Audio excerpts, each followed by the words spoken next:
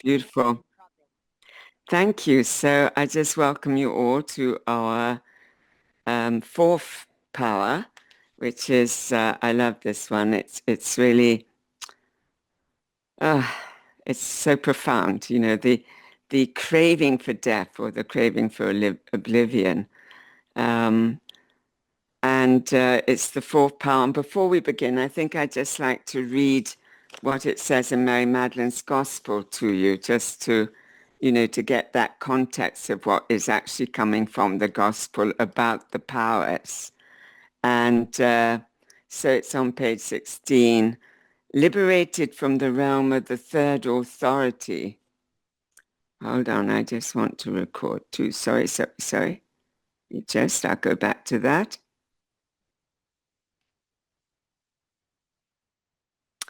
Right, I just want to share this with you from the Gospel. Liberated from the realm of the third authority, the soul continued and came face to face with the fourth, the authority of wrath. This took on 7 fearful manifestations, and the first was everything obscured. The second was craving. The third, ignorance. The fourth, the longing for oblivion. The fifth, enslavement to the demands of the body. The sixth was foolish worldly wisdom. The seventh, the hot-tempered certainty of anger. So how it's, phrased, in fact, the 4 powers are really in that bracket of, wrath. And those are the 7 powers that we are moving through so that we may actually, in our journey, open ourselves to, infinite light, infinite love, into the divine source of light and love, into our abundance, in the divine wisdom, in all that is absolute truth, and into our true nature as humans, which is, as Mary always shares, the bringing of our spirit into our body. So it's not to let go of our body, but to bring our spirit into body rather than our body up to spirit. There's so many dogmas and teachings of spirituality. We lift ourselves up. And, it's like we're lifting ourselves up to the heavens and hoping that there is heaven and eternal life beyond our body. But actually, it's all within our body and within our hearts. And so as Mary shares, you know, the ascension as we ascend is not the ascension as is portrayed when she's carried by the 7 angels to a higher level outside of the body. So the body is taken up in the ascension, but it is the descent into our hearts. It's heart. It's into our hearts. It's all there within our hearts. That is where divine love resides. That is where divine truth resides. Light, abundance, and all aspects that we are craving for, to deepen with and to connect with is through our hearts. So I always feel that's wonderful to remember that as we move into this 4th power, which is the craving, that craving for oblivion, craving for death, for the deathing experience, in our fear-based understanding of what that means. It's an ending, it's a finality. And coming through our hearts, it's a beginning, it's a rebirthing. So this journey of craving for death is actually a journey that we can rephrase of a craving, a desire to release all our fears and all our misbeliefs, so that we can move through these fears. We can finally let go of them and open ourselves to the absolute truth, to the divine truth, to peace, from the unknown to knowingness, that place of knowingness within us and wisdom and connection through our hearts to all that is, that all we truly are.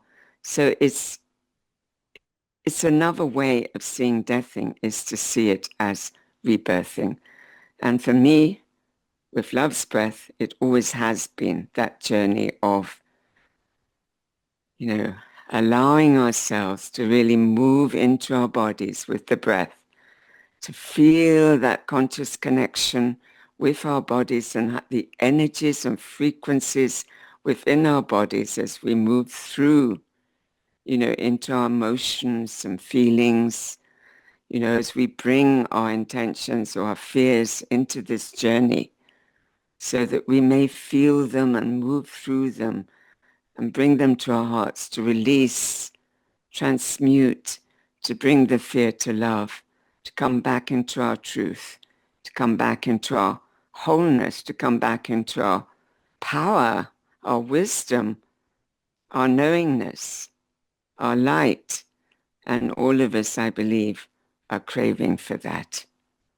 That knowing that we are infinite, that there is only infinite love, that beyond death all there is infinite love and light. There's just no ending. It's the beginning and continuing of our spirit and our soul, in bliss and peace and compassion and love and, incorporating all aspects of our true nature. So that's the journey of deathing. So just to share, just as an example, some deathing journeys I've been through. I mean, or fears that I have, that have blocked me from moving into that infinite space and that belief in my fearlessness or strength. And one is just a very, it seems silly when I look upon it, but it's very real in a physical way, in a human way. I had an absolute fear of heights, and I would not climb. I do climb Bucharest, but I would not climb the Eiffel Tower. You know, I just won't do it. There was an absolute fear of having to go through that.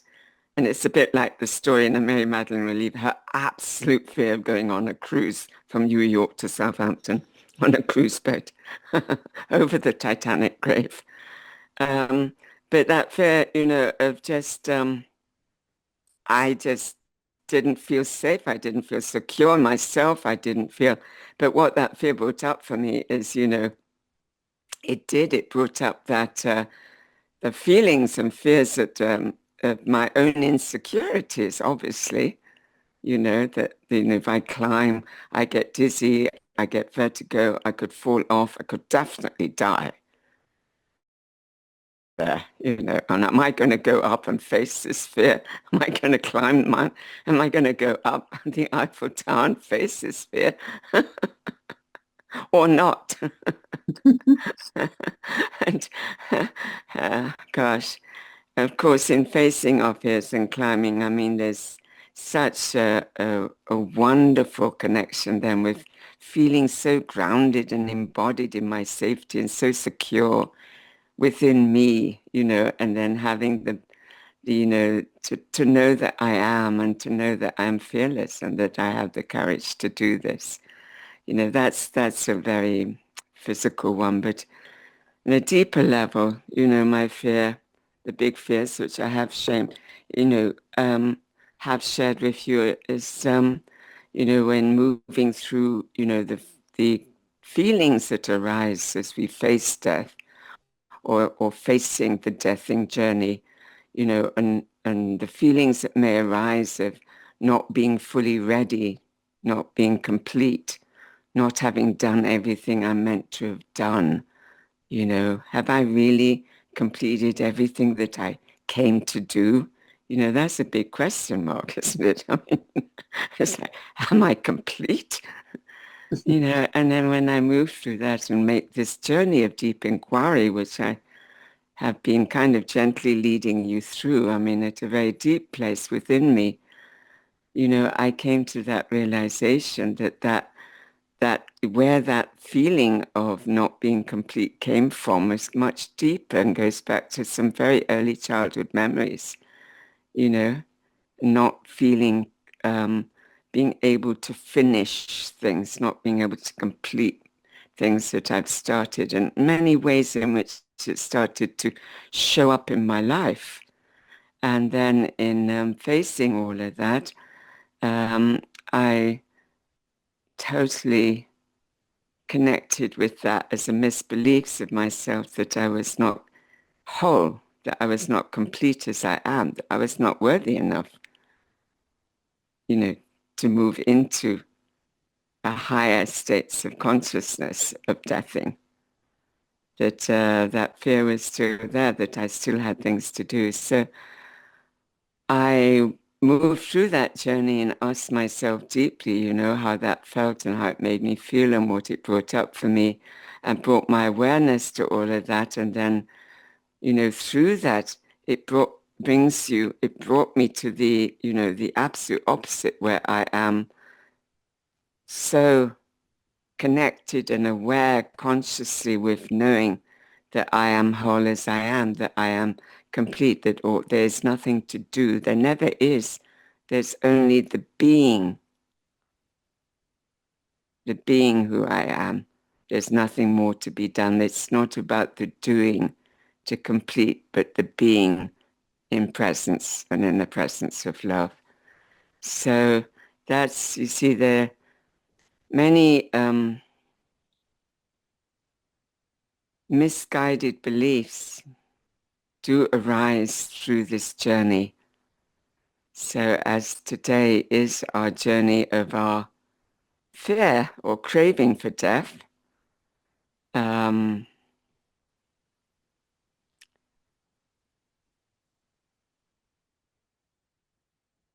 it's a craving for rebirthing.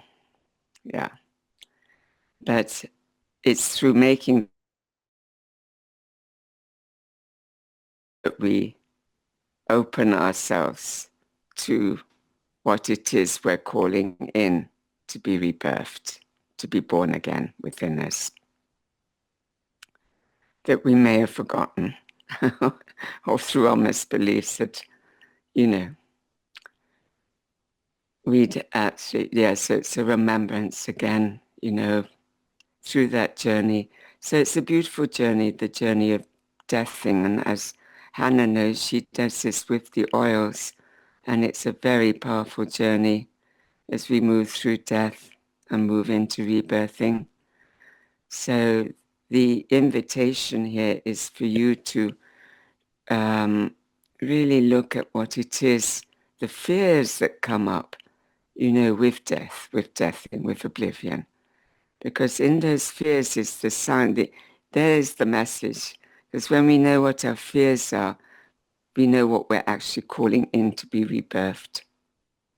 So if our fears of being in the unknown, then we're calling in to be in a place of knowingness in our heart and soul, spirit and body, to embody our knowingness.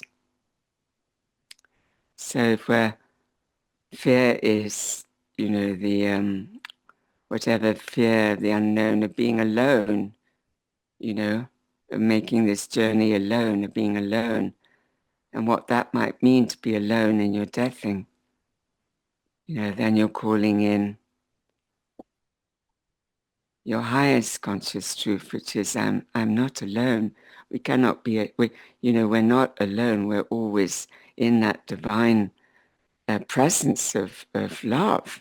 So we're never alone. You can call in your guardian angels if you like, but you can call in your guides and spirits to support you. But in truth, we're never alone. We cannot be separate or alone because that would imply separation. So the fear of, the big one is the fear of letting go of the unknown. And in the teachings of the way of mastery, what we would have to do is take a leap of faith. It's like taking a jump over the cliff with a parachute, knowing there's enough support there in a way, because you do have that support, but you still don't know. You're in the unknown. And to me, I will share that it's the most incredible place to be in the unknown, because miracles start to happen. Guides and messages start to drop in. And you are always guided. If your heart is in that place, not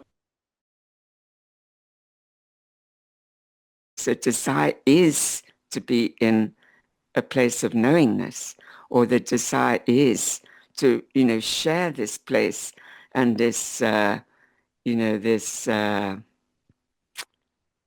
beauty or whatever our heart is calling us to share, if it's practices or teachings that we have that are our gifts, but being called to share them more fully, to more abundantly, then we're calling in that abundance. So it's calling in I am in abundance. It's like that beautiful journey of deathing it is an ending. As people often say to me, but you give one-on-one sessions. I mean, yeah, it's not with the purpose of everybody having to come back to me each week to have another session. No, there's a moment at which the shift happens and death happens. And that belief is no longer part of you. It's not in your consciousness or awareness. There is no more fear there. It's a death thing. It's a death thing. And then from that death thing, we move into our true power, our true purpose, our true soul purpose, our true calling. And so it's a beautiful one to explore and move into together. And with the breath, of course, to support you in that releasing journey so that you can remember as you hold that intention, to what it is you're truly calling in. But yeah, I'll just coming, sweetheart. But I will lead you into an inquiry because the inquiry is an exploration.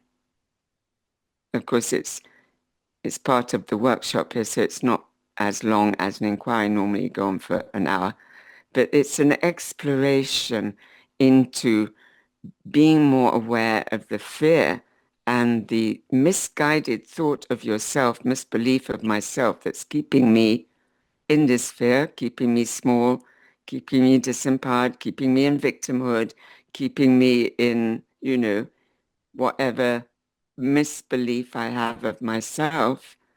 Once we've got that, once we have that information, then the opposite is always there. We always know that if we're in that fear or misbelief of, lack, it brings us to the truth of my abundance.